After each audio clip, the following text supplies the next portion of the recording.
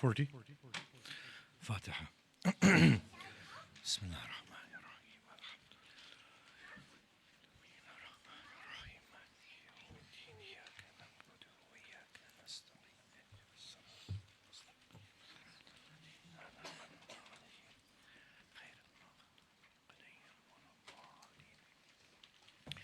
أعوذ بالله من الشيطان الرجيم بسم الله الرحمن الرحيم الحمد لله رب العالمين الذي هدانا لهذا وما كنا لنهتدي لولا أن هدانا الله والصلاة والسلام على أشرف الأنبياء والمرسلين شفيع ذنوبنا وطبيب نفوسنا وحبيب قلوبنا أبي القاسم محمد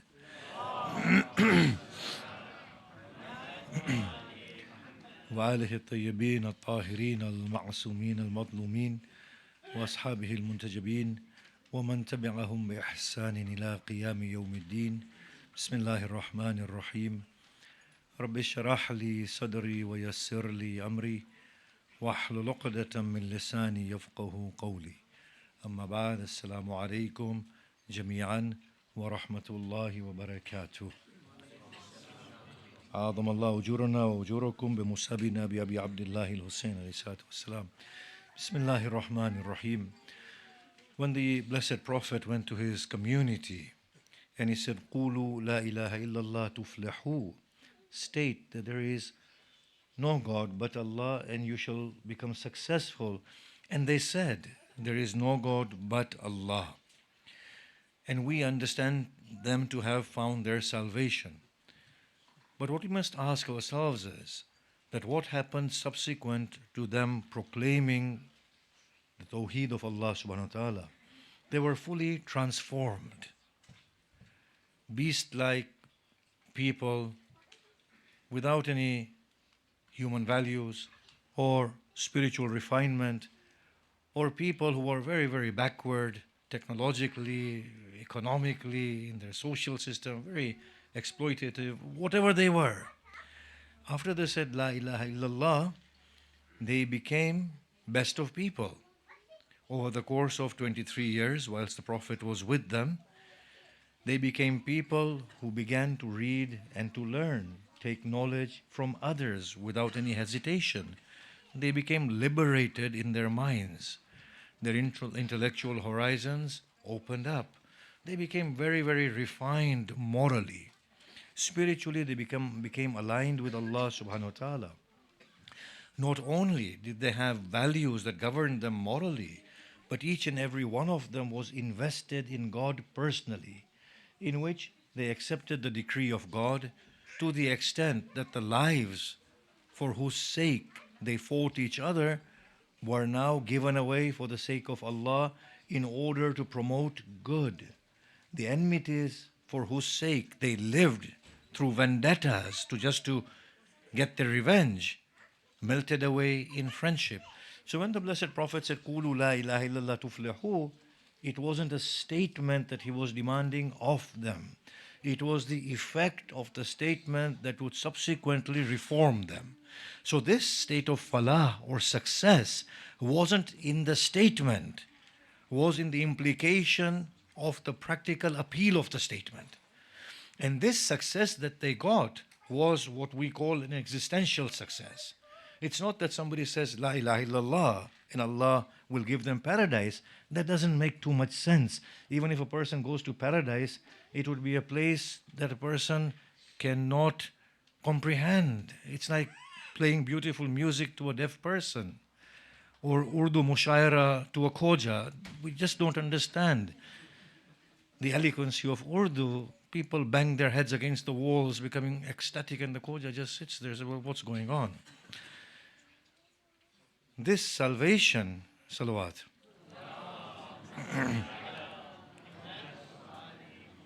this salvation was to come to the fullness of existence. And how can it be otherwise?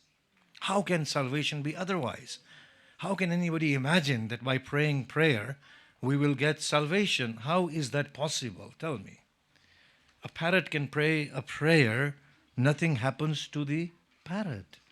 What we are after is what is happening existentially to the individual and to the community. That is the yardstick of success or failure. I often give this example that a seed does not become a tree by saying, I am a tree. The seed has to allow a tree to progress from its chest. It needs to be torn apart and allow itself to grow, give itself to the properties of growth. It has to become fluid within itself, to relent, to break its own boundaries, to loosen itself slightly, so that the beauty that is embedded within the seed may emerge beautifully. And once it becomes a tree, there you have it. It has found the completion of its journey. It, in its own context, has attained falah. It has attained success. Falah means to open. So when the Blessed Prophet said, Qulu la ilaha illallah tuflihu, he was not after a statement, not the prayers that we are praying and fast that we are fasting or the hajj that we perform. None of these things constitute falah in the rightest sense. These are the first steps towards acquisition of success. Success is for us to arrive at the fullness of our potential and our humanity, whatever is vested within us.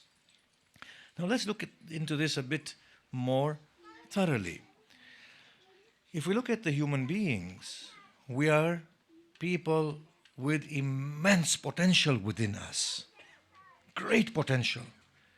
We cannot be defied by any restraint. If there are restraints in front of us, our instinctive reaction is to break through it or to overcome it. We are never subdued. There is something inside us that doesn't allow us to rest. Look at our grandfather Adam. He was told, do not eat of that tree. He went and he ate. There is something within us. We cannot be restrained. And that is the way our existence is. Our success, therefore, is to do with that property and nature that we have. That we have to arrive to the fullness of whatever is within us. Look at the marvelous achievements that we have made. We have created wings. We cure. We will create. We will make an artificially intelligent being who will then do whatever we want, and they may even become people who have a moral understanding of life, and we may even begin to call them human beings. But we are creators potentially, and we will not stop. We will want to progress. We are hardwired to do this. Similarly, look at our beautiful progression. At one point, we used to distinguish between a person and another on the basis of color. Today, if ever anyone were to distinguish on the basis of color, they would be seen less than human. How dare you distinguish on the basis of color? The beauty statements are all changing, aren't they? There is no hairstyle that constitutes beauty. Any hairstyle may constitute beauty, and no hairstyle as well for those who do not have much hair left. Like, I'm losing it as well, and I don't know why I'm saying these things, salawat. You know, when I come on the motorway and there is rain and there's a lot of traffic, I get totally disoriented in my head. So things will be popping out that I don't intend. So just bear with me. In our growth process, we've come to a level now where we no longer find distinguishing one from another a befitting moral attitude. We do not distinguish between genders anymore. We do not distinguish in terms of religions anymore. Look at this fine actualization of the moral potential that we have within ourselves. I know until a few years ago, the Muslims were thinking that they are the only ones going to paradise. But since we opened the doors of paradise to humanity at large, I think they're getting used to the fact that everybody else is also going to paradise. And today, if anybody were to be against religious pluralism, we would frown upon them, wouldn't we? But only 10 years ago, Muslims had this paradise to themselves, didn't they? But within 5 years, it's all changed, or 10 years. Obviously, I'm hinting at the lectures I gave 5 years ago. Now, if you say to a godly soul and a moral being that you're not going to paradise, people will say, well, what sort of a person are you? What sort of a God do you worship? This beautiful moral evolution that we find within ourselves, it is nothing but actualization of that potential vested within us. We now no longer find pleasure in eating whilst another person or creature of God is hungry. We find greater pleasure in sharing as opposed to having for ourselves. We are beautifully advancing and growing. Similarly, the spiritual refinement that we are going through, that we are indeed noble individuals from within ourselves. We feel certain things below us and below our prestige and below our pride, don't we? At one point, we would say that women are inferior. At another point, we say they are our equal. But even those people who felt women were inferior, there were many of them, they said, to treat them inferior is inconsistent with our inner nobility. Let us take the case of an unborn fetus. There is a huge discussion that the fetus doesn't have a right to exist because they cannot claim a right. It doesn't have the capacity to claim a right for life. But the human nobility impels an individual that even if the fetus doesn't possess that sort of a right, our nobility will give them the right of existence. Similarly, the whole issue with animal rights. The animals were there for us to raise and consume, right? Use and abuse.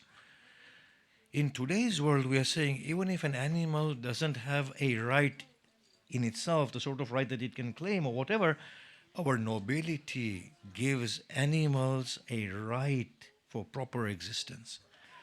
And just wait, in a few years' time, we will not be consuming animals. It will stop altogether because it will be something that's barbaric, below our prestige, below our worth, below our nobility. Khichda will not have meat, and then I don't know how we will call it khichda anymore.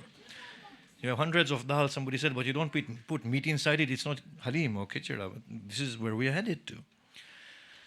We are seeing this beautiful spiritual refinement and we are evolving. It is here, therefore, that we ask, well, what is the story that is going on? The Prophet came and he put his community on the track of progression and evolution. He removed the intellectual barriers, yes? He brought about moral refinement, spiritual alignment. Isn't this what the human community is doing at present anyway? Why did the Prophet come at that point?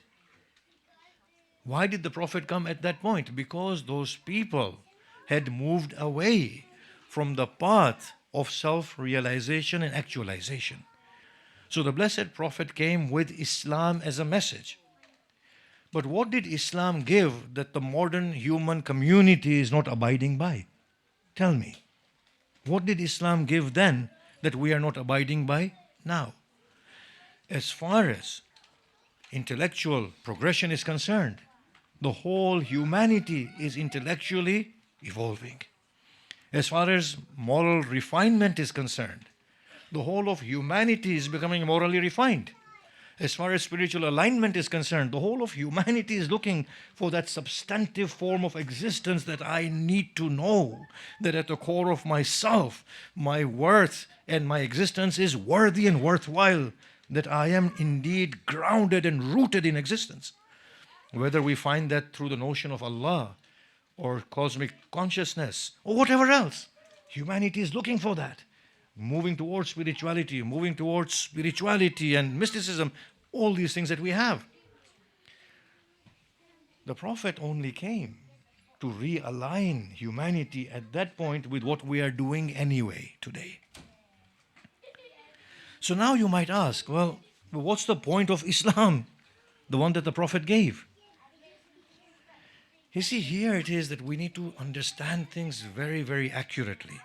The distinction of kafir and the mushrik, if we read the Quran very accurately, we will find that we have actually got it wrong. The kafir in the Quran is not somebody who denies God's existence. Kafir is not somebody who denies God's existence at all. The word kufr in the Quran, when it is used in Surah Baqarah to depict Iblis, he says, وَكَانَ مِنَ الْكَافِرِينَ أَبَى وَاسْتَكْبَرَ وَكَانَ مِنَ الْكَافِرِينَ. Iblis did not prostrate before Adam. He refused. He behaved in pride, boasted. وَكَانَ مِنَ الْكَافِرِينَ, and he was amongst the disbelievers. But Iblis is talking with God. Can you not see that? How can he disbelieve in God? Iblis acknowledges the unity of God. How can he be a disbeliever in God? Iblis says, "O Lord, spare me until the day you will raise them." He is also acknowledging the day of judgment. He is the finest Muslim by definition. And he is a kafir. Kafir was never meant to label people in that way. Kafir is a knowing denial and opposition to God. Iblis denied only one thing. He denied surrender to the will of God. That's all he did. And he upheld his ego very knowingly. And he came in opposition to God. And he said, fine, do what you want. I will misguide him and mislead him and his progeny. And you will not find many of them thankful to you for what you have bestowed them with. So Allah uses the word kufr to depict a knowing state of denial. Why is a knowing state of denial problematic? Before we go into it. Because if our job is to evolve and to grow and to come to the fullness of our humanity, the only thing that can arrest that process of growth is us, ourselves, and our adamant natures. I know this is the truth, but I will not accept it. And that blocks that growth process. The growth process requires the humility to acknowledge that there is a growth process and I need to embark upon it. So Iblis here is being called a kafir. According to this definition of knowing denial and in opposition to God, can you call Christian kafir? Can you call a Jew kafir? You can't. Can we call a Sikh kafir? Of course not. Can we call Hindu kafir? They believe in one, inevitably, they believe in one God or multiplicity of gods, but they're not kafir. Can we call a person who calls themselves an atheist a kafir? Because an atheist says to the people of Abrahamic faiths that I do not understand the notion of your God. Your God is nonsensical. I don't believe in him. Is this a knowing denial of God, acknowledging God and then denying God and coming in opposition to God? Of course not. And poor atheist is not a kafir. He merely does not understand the skewed up notion that the Abrahamic faith has. And it's a skewed up notion. The notion in this Abrahamic faith is not an accurate one. According to this, La ilaha illallah makes everybody kafirs. La ilaha, there is no God. Think about this. Think about an atheist and the atheistic argument that they have with relation to the suffering on earth. They say, you say, your God is all kind, all merciful, all knowing, and all capable. So he can remove the tribulations of a person and replace it with a good, compatible state and not lose his objective. Yes, we do say that, don't we? If Imam Hussain was going through the tribulations on the day of Ashura, I ask a question that an atheist would ask. Is God capable of removing that tribulation from Imam Hussain? The answer is yes. The end game that God envisaged from the tribulations on the day of Ashura, could God have attained that otherwise without the tribulations of Imam Hussain? If you say no, then God is incapable. So you have to say yes. Is God incapable? So the answer is yes. So here is the thing. The atheist is saying, your God is one who can remove all suffering. His objective can still be attained. He is kinder than a mother. He's all-knowing. He is all-capable. And yet he allows suffering to continue. What sort of a God is this? And on that basis, if somebody disbelieves in God, is that person a kafir? Of course not. How can they be a kafir? According to the definition, there is no kafir. When the Prophet came, he did not come to a group of people and said, you are successful because you're uttering la ilaha illallah and the rest of them are kuffar. That was not what he had said at all. Then we come to this another particular label that we have, that if a person does not believe in the wahdaniyah of Allah, they are mushrik. Let's analyze this further. The mushrik is a person who knowingly gives lordship and independency of lordship to other than Allah subhanahu wa ta'ala, knowingly. Think about this. Allah subhanahu wa ta'ala says to the Christians, what you are advocating of a Trinitarian theology is an act of kufr. But He does not call them kafir and He doesn't call them mushrik. He doesn't say you are mushrik, He says you are Ahlul Kitab. Allah further states that the Masih, the Isa, the Christians are saying Masih ibn that Isa is the son of Allah, and the Jews are saying Uzair ibn Allah. Uzair is the son of God, but it does not call them mushrikeen. This label that we have, that this person is performing shirk with God, is again an inaccurate understanding. There is no mushrik in the rightest sense. There is a distinction that the Quran makes between the act of shirk and the person who is termed as a mushrik. Similarly, the act of kufr and the person who is termed as a kafir. If we were to look at the Christian belief, they will say, yes, there are three and one, three, but God is ultimately only one and He is the Lord of all Lord. And therefore, it does not constitute shirk in the rightest sense. You know how we also get carried away with labeling each other that the Shias are kafir because they say, Ya Ali Madad. The thing is, then Hazrat Yaqub did sajda to Hazrat Yusuf. Was he a kafir as well? See, these things need to be clarified.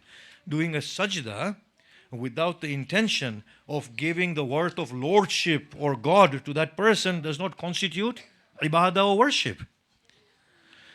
So we will see upon very close analysis that we cannot find a mushrik in the rightest sense, and we cannot find a kafir in the rightest sense. Now, when we analyze it again, we see that the problematic area was Qulu la ilaha illallah, say there is no God but Allah and you will find success. So the implication is what? That if you do not say la ilaha illallah, you will not find success. Is that right? Do we follow that? So saying la ilaha illallah brings an individual to the fullness of their existence, right?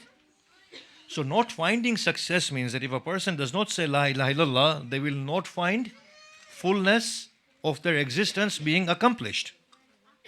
Let me put it differently. It is like somebody saying, read this book and you will pass the exam. The implication is that if you don't read that book, you will not pass the exam. Yes? Or if somebody says, study and you will pass the exam, the implication is that if you do not study, you will not pass the exam. So here are people who are saying, we are saying la ilaha illallah, we have found success.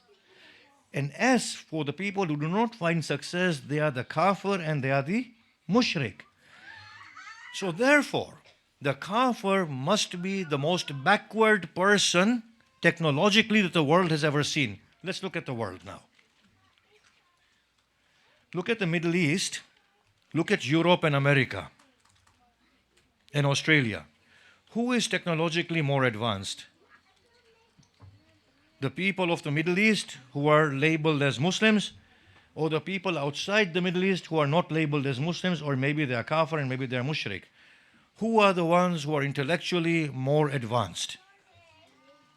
Somebody was telling me the Muslim contribution to the intellectual heritage right now is 1%. 1%. Dr. Iqbal was saying last week their contribution to economy is 5%. 2 billion Muslims' contribution to the global economy is 5%. The one who are not successful have a successful economy. The intellectual output of 2 billion Muslims who assume themselves to be successful is 1%. The kafir and the mushrik who haven't said la ilaha illallah according to these Muslims, their intellectual output is 99%. Think about this. Who is the one who is successful one here? The one who is saying La ilaha illallah, or the one we are terming as kafir and the mushrik? I'll go through that again just to emphasize it further. When the Prophet said Qulu la ilaha illallah tuflahu, we interpret this to mean existential actualization of our potential. And that's a success. Yes? He found a beast-like community, monstrous community. And he made them into finest, moral, refined agents who are spiritually centered with God. People who possess the light of God. The people who abide by human values, and that was their success. The people who conquered the waves. The people who studied nature. The people who are the fathers of the scientific method of data collection and analysis. And of course, that means falah, success. They attained it. Intellectual liberation, moral refinement, and spiritual alignment. So La ilaha illallah meant coming to the fullness of our human potential. As opposed to that, kufr and shirk, Allah says, are not forgivable. It means that those people are not successful. So not successful would only mean existentially unsuccessful. Yes? So they would be intellectually backwards, morally deprived, and spiritually unaligned. If that is the case, then let's have a look at the world. The Middle East is intellectually lacking. I'm trying to say we Muslims are intellectually lacking.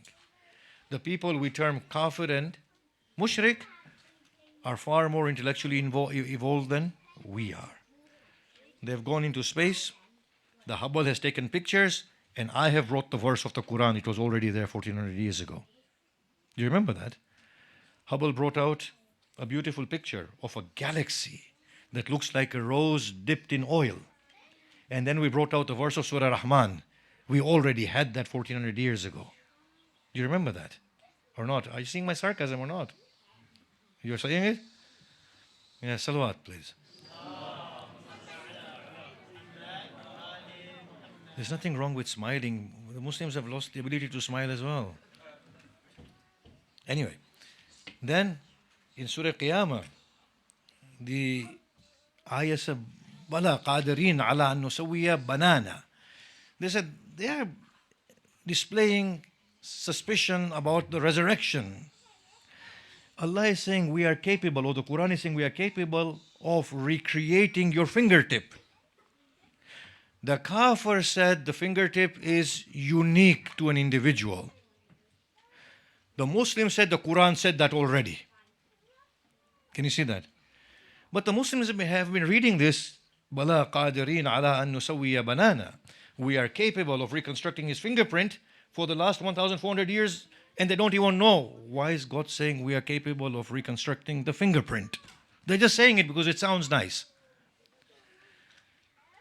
So intellectually, the non-Muslim world is far more successful. How about morally? Think about this. The moral refinement within the non-Muslim world far exceeds the moral refinement that we have within the Muslim world. In this part, in a secular state, I am able to lecture to you with this openness. Yes? Do you think anybody else would allow me to do this? Wouldn't I get banned? You can see, obviously, I'm dropping so many sarcastic hints here. Tell me, you go to any Muslim land, will they let anybody preach? They won't even be able to tolerate a Muslim preaching, let alone a non-Muslim preaching. Here we can say everything. By the way, even in UK, you can't say everybody, just in Mahfil Ali, yeah? Yeah, I better put that right, yes. But this is not Kafir land, this is Muslim land. But if you look at the secular state, they allow for pluralistic expression. Isn't that beautiful? Religious freedom. You will not be discriminated on the basis of religion or ethnicity. You go to our own lands, you see how we treat each other. Who is morally more refined?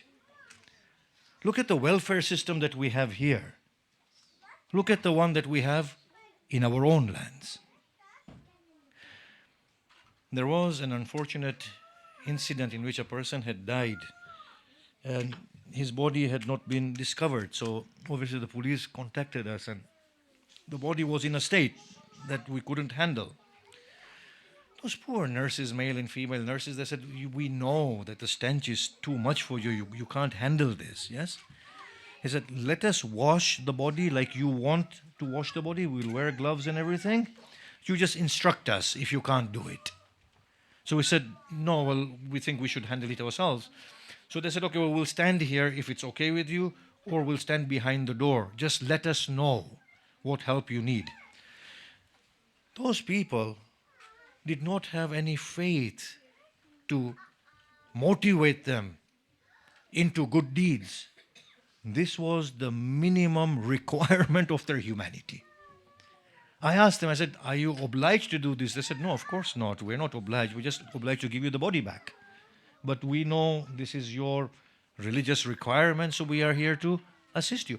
For them, morality is not based on Allah will give you paradise. This is the least a human being has to do. If the dead person had these beliefs, let's honor it. Didn't Imam Hussain salamullah alayhi said, if you people have no fear of the chastisement of God,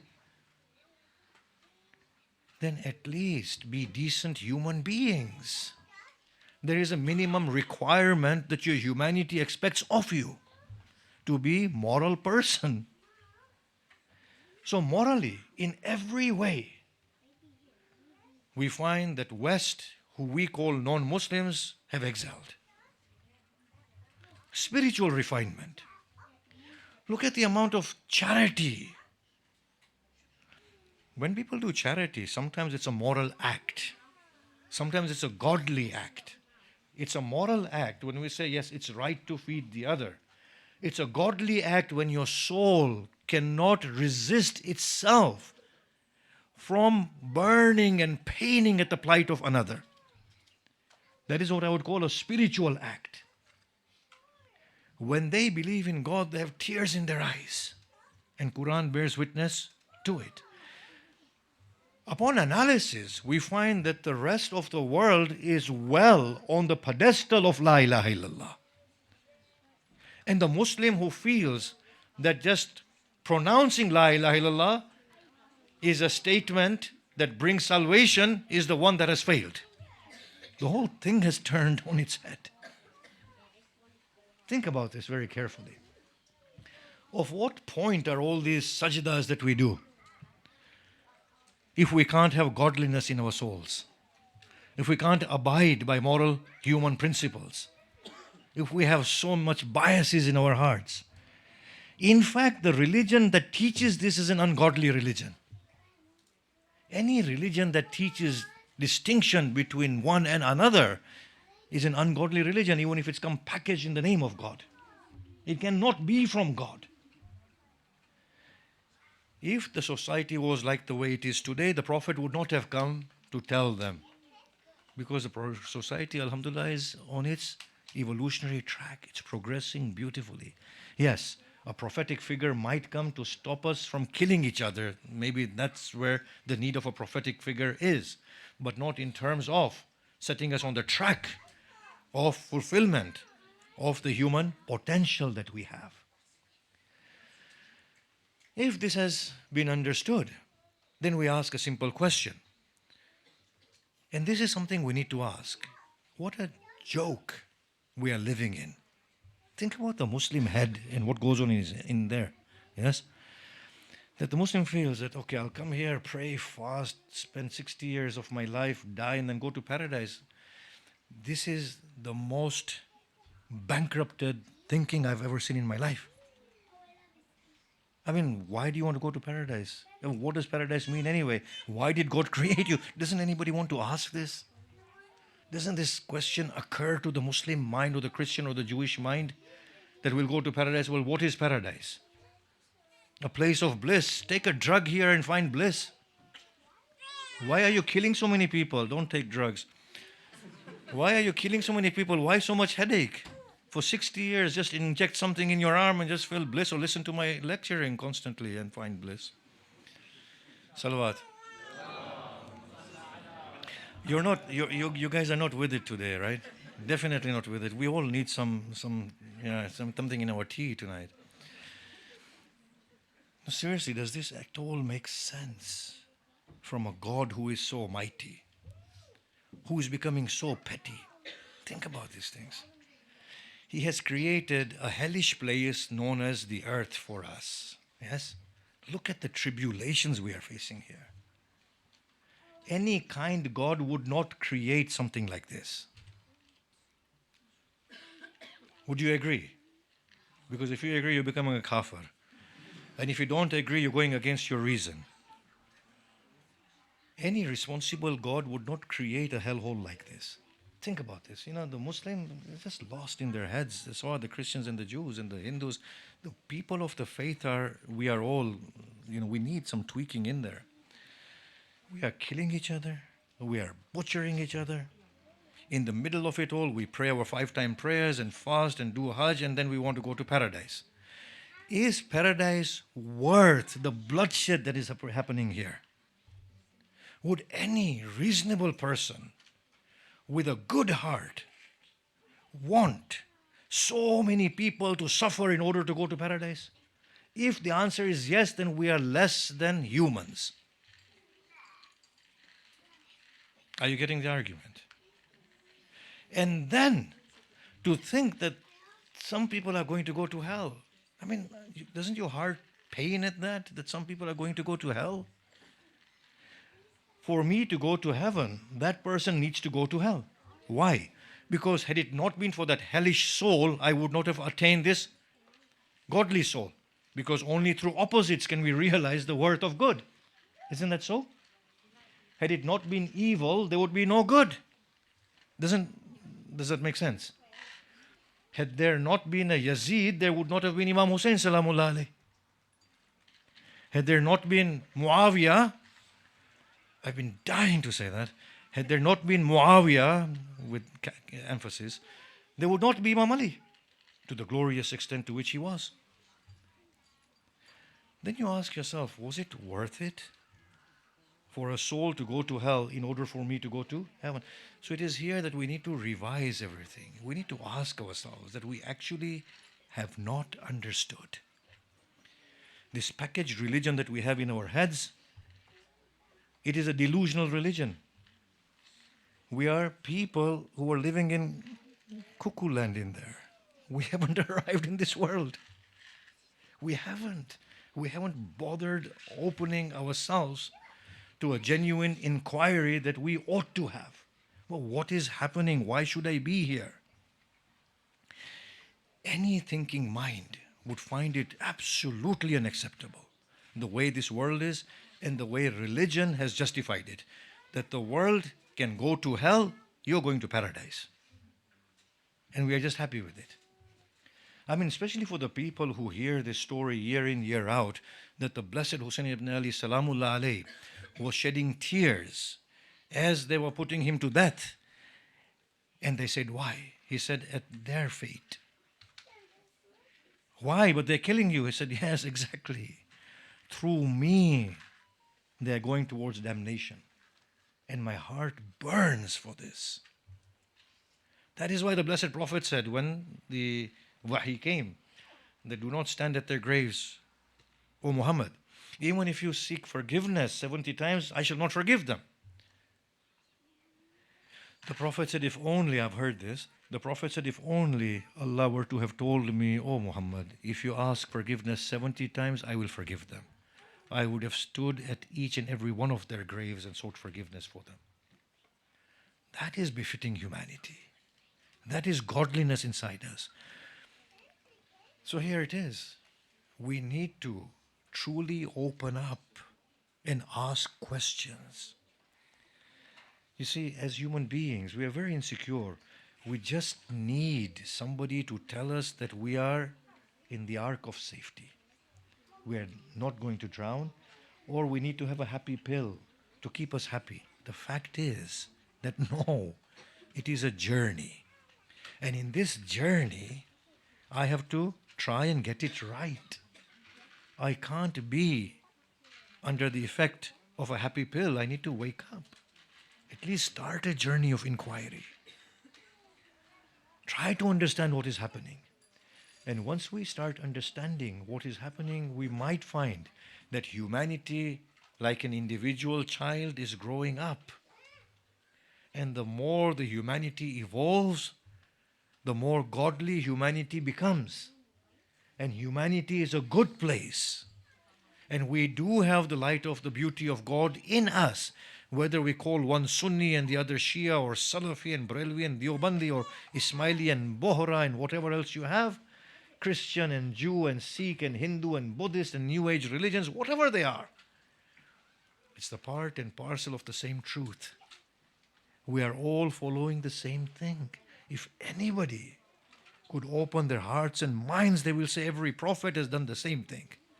They've taught the same message, that free yourself of your hellish tendencies. You have made a pact with God. God did not want to put you here in the first place. I mean, if we read the Quran accurately, Allah does not say He asked us to, He put us here, did He? He said, I offered my trust to the heavens and the earth and the mountain. And they all shook in awe, and they said, we do not want it. Human being accepted it. Indeed, the human is ignorant and oppressive. Even Allah is taunting us. You're ignorant and you're oppressive. This is not the place for you to come, but now you have come. You got to get it right. The whole of humanity is on the same track, whether you put the label of Islam upon it, or Christianity, or Abrahamic faith, or Sikhism. We are all on the same track. We are hardwired with that same beauty of God. We have to get it right. Every religion is like a professional. These people have to work together to make a complete, wholesome human community. We have to have teachers and physicians and carers and workers all cooperating and working together to get a success story. Humanity is the same. The Sikh, the Buddhist, the Christian, the atheist, the agnostic, whoever they are, they have to come together. There has to be a beautiful reciprocal relationship at the level of humanity and human nobility for us to evolve and get it right. It's about time we ask these pertinent questions and stop labeling each other as right and wrong, and allow ourselves to think accurately into what is happening. I leave us with one thought as we talk a little bit about the blessed Imam Hussain. And that one thought is that slavery existed in the time of the Blessed Prophet, right? And he modified it. And the Quran gave them a humanitarian treatment. And the Prophet gave a very compassionate outlook towards slavery. But the Prophet did not ban slavery. With the progression of human nobility, human beings abolished slavery for once and for all.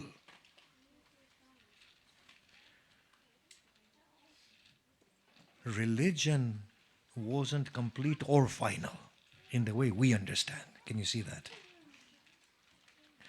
Religion, in essence, only gives us that realignment with what is already here anyway. We are hardwired to be moral people. We are hardwired to be people who want to be aligned with spirituality. Religions merely realign us and remind us. If religion was final at that point, we would still be saying slavery is accurate. Can you see that? Nobody will say slavery is good. It worked back in the day. Due to their limitations, it wasn't an immoral thing. Today, it is immoral. Religion is not final at all. The beauty of God forever reveals itself and is growing with the growth of humanity. Many, many things will be reformed in line with human nobility as we progress.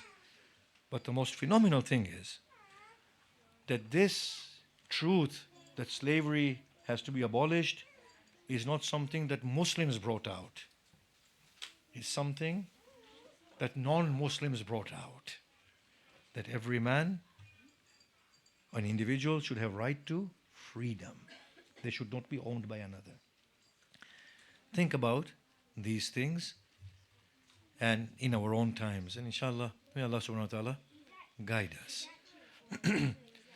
If you look at the message of Imam Hussain in the whole of his story, he said, I stand for Amr bil Ma'ruf and Nahi Anil Munkar. The Amr bil Ma'ruf and Nahi Anil Munkar that the blessed Imam was standing for was not telling people to pray and to fast. That wasn't Amr bil Ma'ruf. Ma'ruf was the progression of human goodness. In his khutbah, he explains that I have risen not to attain worldly power, nor the wealth of this world of yours. I have risen only to restore justice, to take from the oppressors and give back to the oppressed. He was talking about those beautiful moral values. At times he hints at those beautiful spiritual values from which the community had moved away. The people who were killing him were saying, La ilaha illallah Muhammad Rasulullah. They were praying prayers and they were fasting. The one who puts Imam Ali to death was a Qari of the Quran and one of the best ones. So Imam Hussein's message was all about bringing back this beautiful humanity within the folds of the community that the Prophet had left behind. And for that, he did whatever he did. His sister, Lady Zainab, she was extremely involved with her brother to the extent that she could not tolerate the thought of his death. We see this story in the whole of the event that she says to Imam Hussain, the soldiers of the enemies are gathering. Do you not have any helpers? And he said, in this wilderness, who do I have? And she said, what about the qafila of Bani Asad? On the night of Ashura, she is talking with the family of Imam Hussain and the friends of Imam Hussain that tomorrow you will fight and defend Imam Hussain. On the day of Ashura, we hear from the Dhakirin, she calls her two children and says to them, shall you not give your lives in order to try and save my brother? Then we find, as Sheikh Abbas Kummi says, we find Zainab at the body of Ali Akbar. And then he responds, because she did not want the shock of the death of Ali Akbar to kill Imam Hussain. We find that she runs up to the hill to see if her brother is still alive. To this extent, Zainab is involved with her brother. But look at how beautifully she evolves in the whole story. We hear that when Lady Zainab and Kulthum are being taken on the backs of naked camels as captives, from afar, Kulthum sees the body of Hussein. Inadvertently, she turns towards Medina and she says, oh grandfather, may the angels salute you. Is this not the Hussein who rode upon your shoulders? Is he not the one whose lips you adorned with endless kisses? Oh grandfather, see how he lays upon the dust with his head torn from his body. The blood oozing from his jugular veins has given him the ceremonial washing, and the dust of Karbala has given him the kafan. This was the state of the body of Hussein. When Zainab arrived at it, She dropped herself from the back of the camel. She composed herself and she supplicated to Allah and she said, "Oh Allah, accept this offering from us." Then we find a scene in the court of Ibn Ziyad, and we can see how refined she has become. He is poking at the face of Hussein, and she has not seen Imam Hussein's head after Karbala, save in the streets of Kufa. He pokes at the face of Imam Hussein, and he says to Zainab, "How did you find the decree of God with regard to your brother?" And she says, "Ma ra'aytu illa jamila." I have not seen but the beauty of God prevail. ألا لعنة الله على القوم الظالمين وسيعلم الذين ظلموا أي منقلب ينقلبون. رحم الله من قرأ الفاتحة. بسم الله الرحمن الرحيم الحمد لله رب العالمين.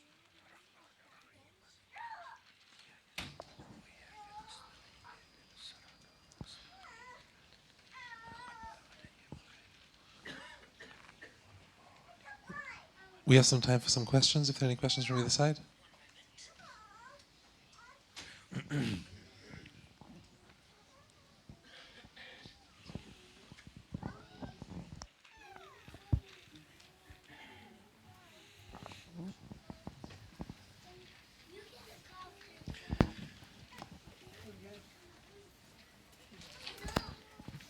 Assalamu alaikum. Thank you for the lecture. I have 3 questions for you. The first one that you asked somewhere in the beginning of your lecture, what has Islam contributed? That we are where we are, irrespective of Islam. So then my question is, what has Islam and the teachings of the Prophet contributed to our society or our moral society today? The second sort of comment slash question that I have, you kept on mentioning the difference between Muslim and non-Muslim morals, Muslim lands and non-Muslim lands. But I never heard in your commentary the role of sort of self-determination and wealth in our ability to practice our morals. There is something to be said that wealth does allow you to reach higher moral sort of standing and self-determination. So is that more of a cause of a lack of morality rather than religion or so, from what I understood? And my last one is that you say that those that utter la ilaha illallah and therefore those that don't are not successful. But have we perhaps as a community not looked into the practical sort of societal applications of la ilaha illallah? So when I said what has Islam contributed here, it was a rhetorical question in the sense that when the Prophet said Qulu la ilaha illallah, Islam gave them all the values that allowed them to evolve and progress. This is what this community is doing. What I was trying to say is that this is Islam hardwired within the human community. Yes? Not that the Prophet did not give anything. So I was saying, look, when the people gathered around, when the people of the United Nations after the Second World War wrote the Charter of Human Rights, it was not on the back of Islamic teachings, although religious teachings did influence, but it was our humanity that is hardwired with God that led to the formation of the Human Rights Charter. Yes? So God is somebody who is emerging and talking through us. Mikdad, can you get some water for me, please? Oh, here it is. Sorry, thank you. Thank you. Salawat. So that is what I meant. Not that I was not trying to put Islam down. I was trying to awaken. You know, the Quran is a reminder to awaken. I was trying to perform that role, but it didn't work. Anyway, at least. No, but are you just then trying to say that Islam therefore is not exceptional? No, Islam is not exceptional at all. How can it be exceptional? Isa did the same thing. Musa did the same thing. You know, the past prophets have done the same thing. Islam, the way we are understanding, is not what it is. Islam, according to the Quran, is one God-human trend that has existed all along. And Allama Tabatabai and others verified it. There's only one religion. Islam in the time of Musa was called Judaism. They termed Islam Judaism. Islam at the time of Isa was termed Christianity. Islam at the time of Prophet Muhammad was termed Islam. Can you see that? They are all depiction of the same human truth that has forever been evolving. Ibrahim calls himself Muslim, yes? Yaqub, Yaqub's children, Isa, Hawariyun, Musa, all of them have been calling themselves Muslims, yes? So Islam, in the way that we understand Islam as that packaged religion, has not contributed anything uniquely that any other religion hasn't contributed. All of them have contributed, and it's the contribution of Islam as a whole. Don't feel offended that our Islam hasn't contributed anything. There is no emotional attachment to any labels. Yes? There is no emotional attachment. The first thing a creature of God needs to do is to get rid of this emotional attachment, because we feel offended, don't we? We feel offended. Islam hasn't done anything unique. So we feel offended. But why should I feel offended? Why? Somebody is saying this, he's a madman. Let him speak. He's talking like a parrot. Prove him wrong. Can you see that? So when I'm saying Islam, I don't mean the Prophet Muhammad sallallahu alaihi wasallam. I mean the Islam that we naively understand in our heads. Islam has always been just one religion, and it's a beautiful unfolding of the same truth with the progression of human community. That's all that's been happening. The Prophet Muhammad sallallahu alaihi wasallam was no different from Prophet Isa, from Prophet Musa, from Prophet Ibrahim. Yes? Tilka rusul la nufarriqu bayna ahadin min rusuli. We do not differentiate between any of his prophets. Yes? He was the best of prophets, no doubt. But in terms of all prophets being equal, they are all equal. Can you see that? Quran is saying that we do not distinguish between any of the prophets. No, I'm not saying it. The Quran says it. Tilka rusul faddalna ba'dhum ala ba'd. We gave preference to some rusul over another. Some Allah raised to the heavens, and others Allah spoke with. Allah says that in the Quran. Yeah, this is what the Quran is saying. So that's the first thing. That what has Islam given them? What I'm trying to say here is that our understanding is this, that Islam has made us into better people. This is the Muslim understanding. I'm saying here, these people have not had Islam. They are still better people. So how does that happen? In order to reassess this assumption that we have in our heads. Your second comment was what? I remember the third one. What was the second one? Was the role of self-determination and wealth in morality versus religion. Yeah, so the early Muslim community was a poor community. Yeah? In the time of the Prophet, they were very poor. The Medinan community, they were the most moral people ever. Yes? So I hope that answers. The third one, now I've forgotten the third one. The practical societal applications of La ilaha illallah. That's what I've been talking about. That's what I've been talking about. It's not a mere statement. It's the application, the societal applications of La ilaha illallah that brings the human being to the fruition of their potential. And that's what the Muslims have forgotten. Yeah? I mean, otherwise they wouldn't have killed Imam Hussain. They were saying La ilaha illallah and they killed Imam Hussain. See? Akil. Thank you. Yeah, assalamu alaikum. Thank you for a wonderful lecture. You mentioned about tribulations. We face a lot of tribulations in our time now. And the question is, how do we relieve ourselves from that, that feeling of hurt and anger? And my personal approach has always been to ask Allah to forgive them, for they don't know what they do. So the first thing is that there is a pragmatic outlet for this anger, and that is that we find this an abnormal situation. Yes? We become emotive and we say, no, this is not how the world should be. We need to rectify the world. That is the first reason why we've been given these emotions, to do something about it. If rage wasn't there, we would not care less. We would become indifferent. And sloth is one of the major sins, according to the Christian enumeration of it. So this rage is good, that we say it's abnormal. I need to do something about it. This world should not be suffering this way. That's at the level of bringing about justice and fair play within the human society. In terms of personal suffering, that has to be used in terms of refining the human soul. Hussein Salamullah alayhi was phenomenal. He did not use God in order for God to relieve suffering. You see, for us, God is somebody on the other side of the telephone, isn't he? We call God when we have difficulties.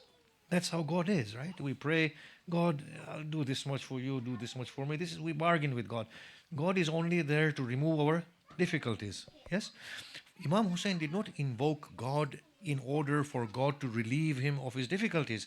He said to Allah, now that I am suffering, I need you to be by my side so that I may come through these sufferings in a most successful manner with a very refined soul.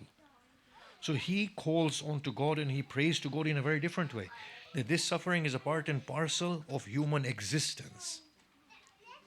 I need to remove this state as far as possible. But at the same time, whilst I'm attempting to remove this uncomfortable state, I need to grow through this state. And that is where Allah becomes impactful as becoming that very intimate part of suffering. And that is why Imam Hussain said when Akbar Salamullah alayhi fell, he said, what makes it bearable is that you share in this. You preserve every soul with what it has earned. So he says, oh Allah, the fact that you are with me, witnessing this scene, makes it bearable for me. So these are the two ways in which we see suffering, personal suffering and societal sufferings. Okay. Final question on this side. I know there are a few more questions, but just one final question on the lady side, and then. Just want to know, why is Islam the last religion then?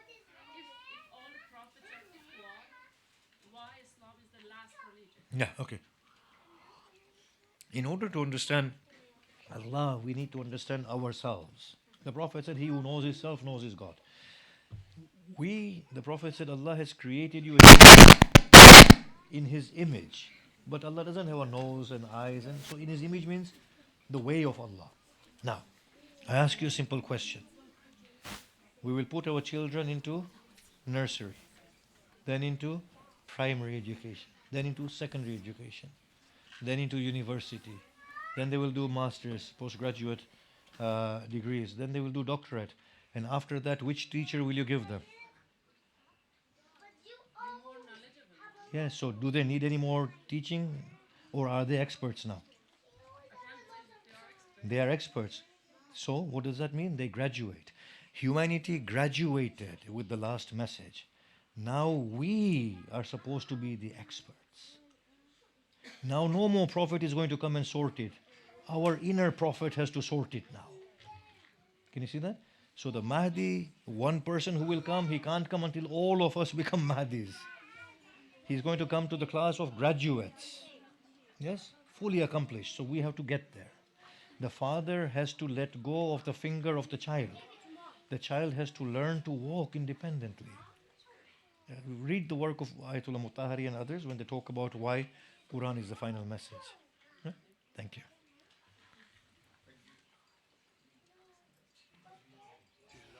Thank you very much.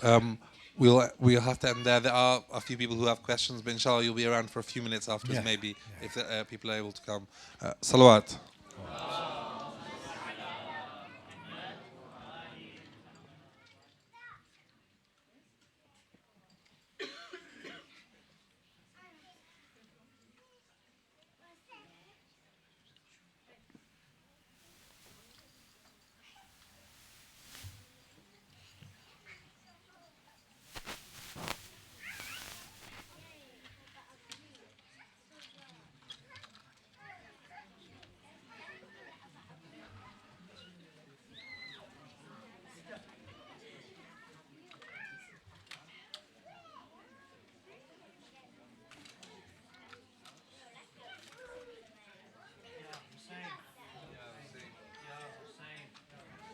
Ya Hussein, Ya Hussein, Ya Hussein, Ya Hussein, Ya Hussein, Ya Hussein, Ya Hussein, slaughtered and martyred in Karbala, O beloved son of Fatima.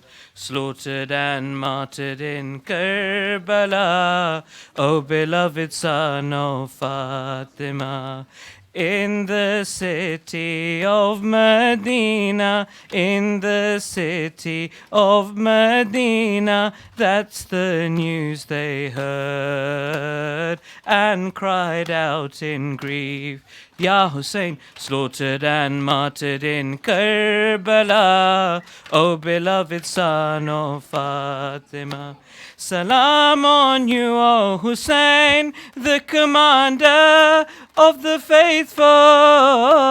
The agony you went through shook all those in the heavens and made them cry out your name, Ya Hussein. Blessings of Allah be on you and those slain on that fateful day in the city of Medina, in the city of Medina. That's the news they heard and cried out in grief. Ya Hussein, slaughtered and martyred in Karbala, O beloved son Fatima. Oh, small child Ruqayya, what must she have felt as those hypocrites killed her two pure brothers, Ali Akbar and baby Asghar, as he lay cradled by Ya Hussein. They cut her father's sacred throat and displayed it on their spears in the city of Medina, in the city of Medina. That's the news they heard and cried out in grief. Ya Hussein, slaughtered and martyred in Karbala, O beloved son of Fatima.